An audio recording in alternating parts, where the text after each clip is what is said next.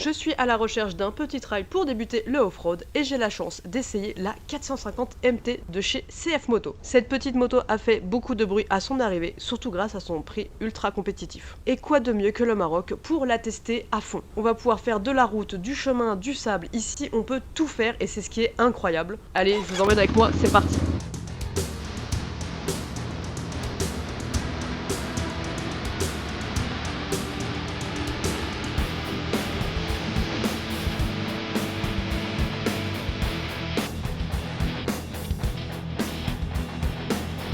Bon bah voilà, la CF Moto 450 MT de 2025, prête pour une semaine de raid au Maroc. Donc je pars avec un groupe d'une dizaine de personnes. Ils sont tous en Ténéré. Et moi j'ai eu la piwi du groupe. Donc ça me fait l'occasion du coup d'essayer cette moto. Et pour le coup, bah c'est cool parce que je vais l'avoir pendant une semaine. Très très cool. Donc là déjà on va devoir sortir de Marrakech. De ce que j'ai compris c'est un peu le bordel. En tout cas rouler au Maroc c'est pas la même chose que chez nous. Ah ouais effectivement c'est chaud. C'est très freestyle comme conduite. Donc petit récapitulatif de cette petite moto. Donc c'est effectivement un petit trail avec un moteur de mémoire de 42 chevaux. Et c'est un bicylindre. On m'a dit que pour débuter le off-road, c'est quand même mieux le bicylindre parce que c'est plus doux et du coup ça pardonne plus. Je vais pouvoir vous dire vraiment au feeling ce que je pense. Au niveau du poids, c'est là où je vais être un peu réticente parce que 200 kg, ça me paraît énorme. Enfin, pour une moto, c'est le poids moyen, mais pour un petit trail de 400 cm3, c'est vrai que ça me paraît un peu grand, lourd quoi. Pour la hauteur de selle, du coup, on est sur du 82 cm. Donc ce qui est quand même très très cool quand tu es petit comme moi. C'est un peu le gros avantage que j'ai vu, en tout cas sur les forums et sur internet, tout le monde dit que elle est basse, donc pour débuter en se sentant un peu plus en sécurité, c'est quand même pas mal. Et c'est vrai, j'ai pied des deux côtés, sur la pointe des pieds, ça me va très bien. On est sur un réservoir de 17 litres de mémoire, ce qui est quand même très très cool pour l'autonomie, donc on va voir ça, je vais pouvoir comparer au T7 du coup. Globalement, la moto est quand même très bien équipée, il y a le traction control, l'ABS, bon tous ces trucs là, va falloir que je le déconnecte pour le off-road, donc je verrai au moment venu si c'est chiant à faire ou pas. Ok, c'est la première fois que je fais du trail en off-road, donc vous aurez un point de vue vraiment débutant pour le coup. C'est ce qui est intéressant si vous vous demandez si cette moto est accessible du coup pour les débutants. Donc là, ça fait 1 heure qu'on est parti sur les chemins, donc on est complètement en off-road et vraiment je trouve que la moto est facile à prendre en main. J'avais pas mal d'appréhension par rapport au poids, parce que d'habitude je fais de l'enduro avec une petite moto électrique qui fait que 63 kg. Et au final, le poids me dérange pas plus que ça. La moto est très maniable. J'ai juste du mal à trouver la bonne position debout. Donc ça, je vais le travailler avec le coach. En même temps, je vous fais profiter des paysages. Regardez comment c'est magnifique. Je suis trop contente. Vraiment trop contente d'être là. Voilà, c'est comme ça qu'on fait. Voilà, qu'est-ce qu'il y a?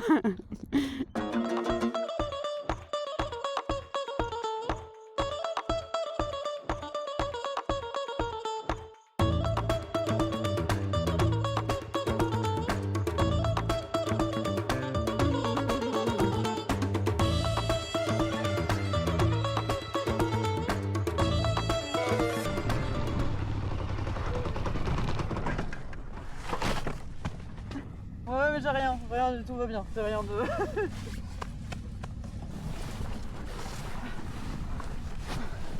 T'arrives à mettre la béquille?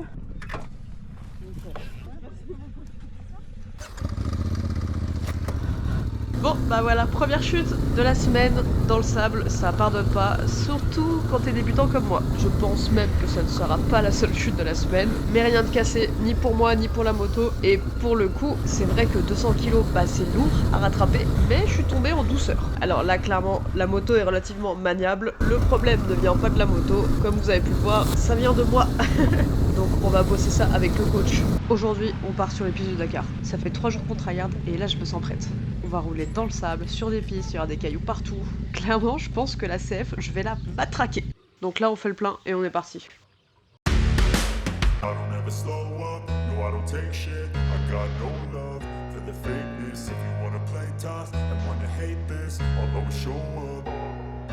I don't ever slow up, no I don't take shit. I got no love for the fakeness. If you wanna play tough and wanna hate this, I'll always show up and make a statement. I don't ever slow up, no I don't take shit. I got no love for the fakeness. If you wanna play tough and wanna hate this.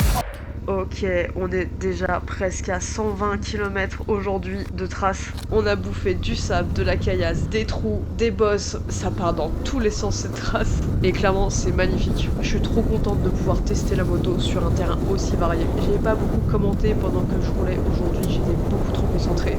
Faut dire quand même que sur cette petite 400 MT, je me sens quand même pas mal en sécurité. À un moment dans la trace, on roulait à 90 km/h. Pour moi, c'est beaucoup. Et je trouvais que la moto était très stable. Quand on est arrivé dans les grosses caillasses ou quand on est parti un peu hors piste, parce que en fait, comme c'est une piste du Dakar, il y a beaucoup de monde et en face de nous, il y avait énormément de 4x4 et de buggy. Et avec la poussière, on se voyait pas très bien. Donc pour éviter de se faire un frontal, on a fait beaucoup de hors piste. Et je peux vous dire que ça tabasse vraiment les bras. Pour le coup, j'ai vraiment mis à rude épreuve les suspensions et je les ai trouvées vraiment agréables. Ça absorbe bien les petites bosses. Bon, après évidemment, quand t'arrives dans un trou, dans une cassure un peu violente, là j'ai ressenti des rebonds. Il y a même 2-3 fois où je me suis sentie un peu envolée, où même mes pieds décollaient des cale-pieds. Bon, là je pense que c'est surtout un problème de technique, mais ça fait peur.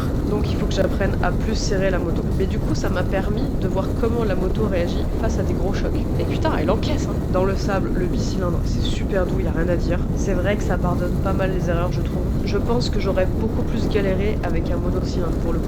Et c'est vrai que comme elle a que 42 chevaux, c'est pas la moto qui va te surprendre et t'envoyer dans le décor. Elle reste plutôt simple à gérer. Vraiment trop contente. C'est vrai qu'avec cette petite moto, au final, je me régale. Qu'est-ce que vous êtes beau. Même de loin, vous êtes beau gosse. Ça va? Ça va les guerriers? Ouais. On est parti pour taper de bricoles aujourd'hui. C'est très cool parce que jusqu'à maintenant, on a fait que des transitions entre les pistes, très souvent des lignes droites. Et là, on va pouvoir se faire des virolos, mon pote.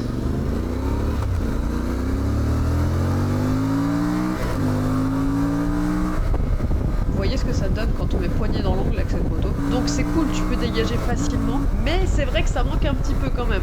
Voilà, là ça commence. Là, ça va être bien là. Ok, donc le moteur est quand même très doux. C'est très facile à prendre en main, encore une fois.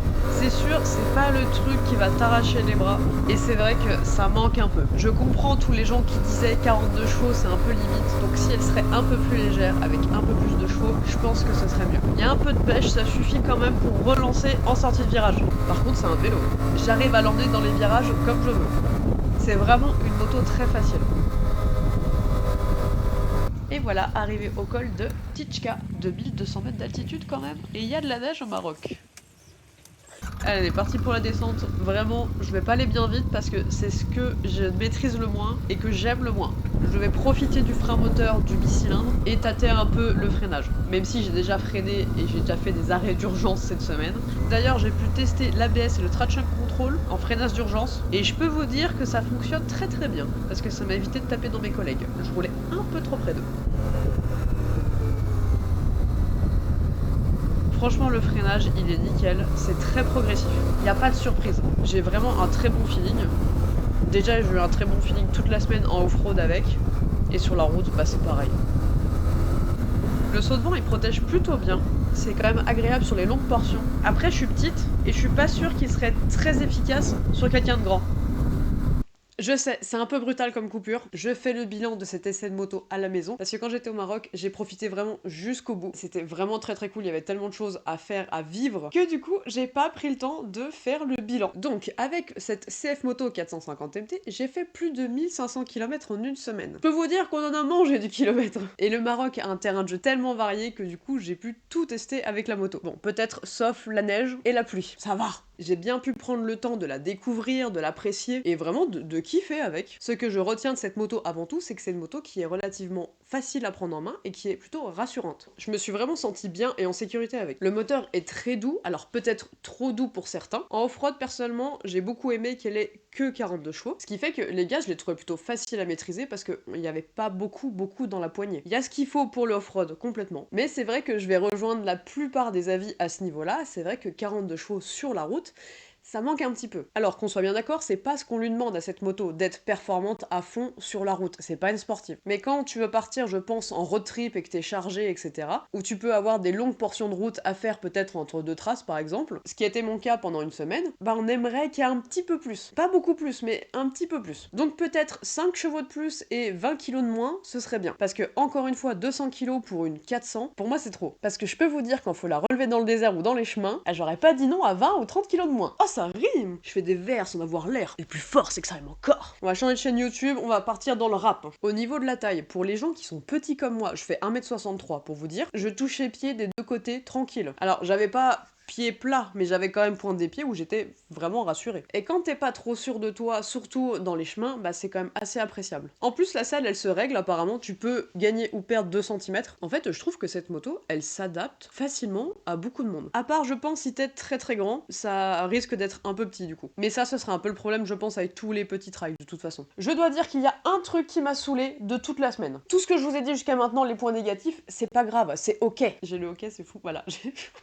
Oh, c'est trop. Ce que je veux dire, c'est que tous les points négatifs que j'ai cités, ils sont pas graves. C'est pas ça qui va faire que c'est une moto de merde, par exemple. C'est une très bonne moto. Je sais pas si c'est le modèle que j'avais ou si elles sont toutes comme ça, mais il y a vraiment un truc relou. Je n'arrivais pas à trouver le neutre ou la deuxième. Je m'explique, c'est-à-dire à très basse vitesse, je ne pouvais pas passer la 2. Des fois, j'étais obligée de faire bien monter dans les tours pour pouvoir passer la deuxième. Et ça, c'est chiant. Et du coup, à l'arrêt, bah c'était un peu le même truc. Si je voulais passer le neutre de la 1 au neutre, il fallait que j'accélère beaucoup. Je sais pas pourquoi. Si vous avez l'explication, il doit y avoir un truc technique, je veux bien la réponse en commentaire s'il vous plaît. Parce que vraiment, c'était relou. Donc j'ai pris l'habitude de juste coupe-circuit. Voilà. Je dirais c'est le gros point noir de cette moto avec le poids. En fait, le poids, c'est juste quand je vois la 390 Adventure qui fait 20 kg de moins, ou la nouvelle BM 450 GS qui va sortir cette année. Pareil, 180 kg. C'est peut-être pas grand-chose, mais quand t'as pas beaucoup de muscles et t'es petit, bah c'est un plus qui est appréciable. Après, la différence entre la KTM et la BM par rapport à la CF Moto, c'est peut-être le prix aussi. Parce que la CF Moto, elle sort à moins de 6007, alors que la KTM, je crois que c'est 7005, et la BM, si tu veux la version off-road, c'est au moins 8000 balles. Donc, encore une fois, les Chinois, ils ont tout pété, parce qu'ils arrivent avec une moto qui est quand même très bien, qui est complète, qui est super bien à rouler, qui est vraiment agréable, qui, je pense, répond aux attentes de beaucoup de consommateurs. Niveau autonomie, je dis que vous en parlerez, pour comparer à la T7, quand ceux de mon groupe étaient en réserve, il me restait au moins 150-200 km. Donc peut-être que je tirais pas non plus trop dedans par rapport à certains, mais à aucun moment de la semaine j'ai été en réserve. Allez, peut-être une fois. Alors que eux, bah c'était très souvent. Donc, est-ce que c'est la moto parfaite pour débuter le off-road? Est-ce que c'est la moto parfaite pour un A2, pour quelqu'un qui veut reprendre la moto tranquille, peu importe l'âge? Je ne dirais pas que c'est une moto parfaite, mais c'est une moto qui coche beaucoup de cases. En plus du prix qui est ultra attractif. Après, je mets un dernier petit bémol sur une chose.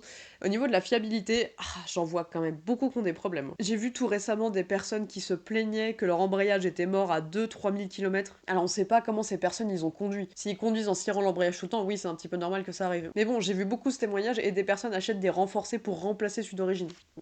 Et en ce qui concerne celle que j'avais, de la semaine, tout s'est très bien passé, hormis le fait que j'ai cassé un carter. Ouais, j'ai dit adieu à ma caution.